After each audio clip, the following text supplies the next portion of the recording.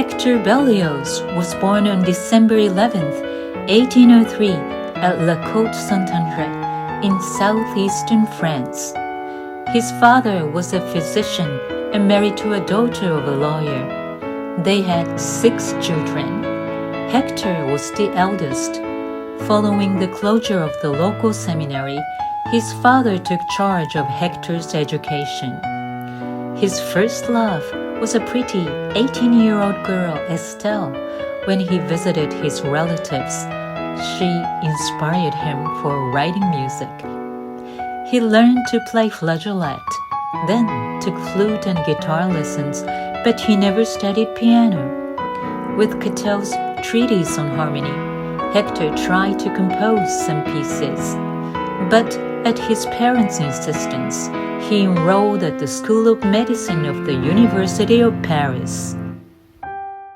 Berlioz spent most of his time at the opera and the library of the Paris Conservatoire, rather than attending his medical classes. His impression of Iphigenia in Taurus turned him on music forever. Berlioz learned composition personally by Loucheur. He abandoned his medical studies and premiered his Song Mass. It was a remarkable musical debut. Berlioz finally entered the Paris Conservatoire, but his allowance was reduced. So he took a part-time job as a chorus boy to support himself.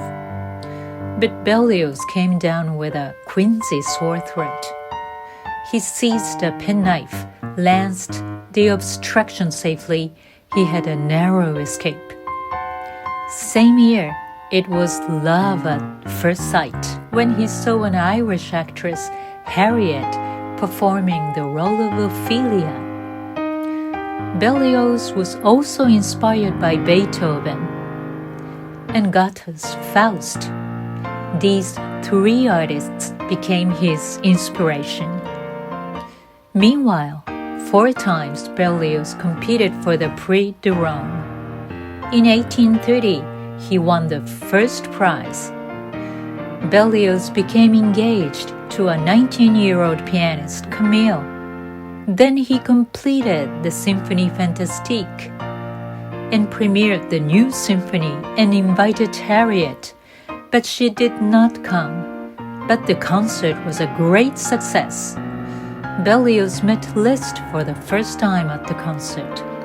They became lifelong friends, and Liszt transcribed this symphony for the piano. Berlioz went to Rome as a Prix de Rome laureate, but he was anxious about his lovely fiancée left in Paris. He received a letter from Camille's mother that her daughter married a wealthy piano maker, Pleyel. He decided to kill 3 of them, bought a pistol and some poison, then decided to kill himself, and purchased a costume to disguise himself as a woman and rode in a carriage. But he lost the costumes and he came to his senses. Forget the revenge, just live for music. At age 28, he was back in Paris. Harriet had come to Paris with her own theatrical company, but financially she was ruined, contracted immense debts. On December, Berlioz presented a concert of his works at the Conservatoire. This time, Harriet accepted the invitation. The concert was a great success, and they finally met in person, and they fell in love completely. Their marriage took place at the British Embassy in Paris on October 3, 1833. Next year, their only child, Louis, was born. But soon, Harriet fell from the carriage and was bedridden. She gradually became alcoholic.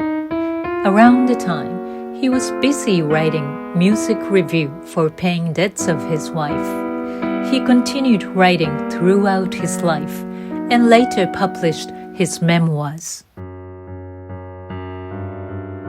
Paganini had attended a concert of the Symphonie Fantastique and recognized him as new and important, requested Berlioz to write him to perform. What he produced was Harold in Italy, and Paganini heard it in 1838. After the performance, Paganini came up to the stage, followed by his son Achilles. "My father wants me to assure you that never in his life has he been so powerfully affected by music." The next day, he received 20,000 francs from Paganini. This gift enabled Berlioz to pay off some of Harriet's debts. He dedicated the choral symphony Romeo and Juliet to Paganini and was given a Legion d'honneur. During the 1840s, Berlioz spent much of his time outside France. His reception was enthusiastic. By this time, his marriage was failing, and his traveling companion was a singer, Marie. Hoping for success in the opera, but no chance.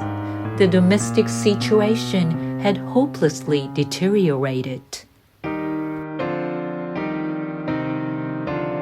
In 1852, Liszt revised Benvenuto Cellini and performed in Weimar. But next year, his wife died in Paris. Meanwhile, Berlioz and his son had drawn much closer together spiritually. Louis was his treasure boy. At last, Berlioz married Marie, but 8 years later, she died suddenly, aged 48. Berlioz wrote his last opera, Beatrice and Benedict. At age 60, Berlioz felt an overwhelming impulse to meet his first love, Estelle, again. He was carried away by the mere joy of the meeting with her. However, he received the news that his son had died of yellow fever. He followed his son to the grave. Berlioz died on March 8, 1869, in Paris, at the age 65. In his lifetime, he became the pioneer using literature to create the musical narrative and develop the genre of programmatic music. In 1980, a reworking of the motif of Symphonie Fantastique was used in the main title sequence of The Shining. In the final pages of his memoir, he paid tribute to his idol, Estelle, questioning, love or music, which power can uplift man to the sublimest heights? Yet it seems to me that one should answer it in this way. Love cannot give an idea of music, but music can give an idea of love. But why separate them? Love and music are the two wings of the soul.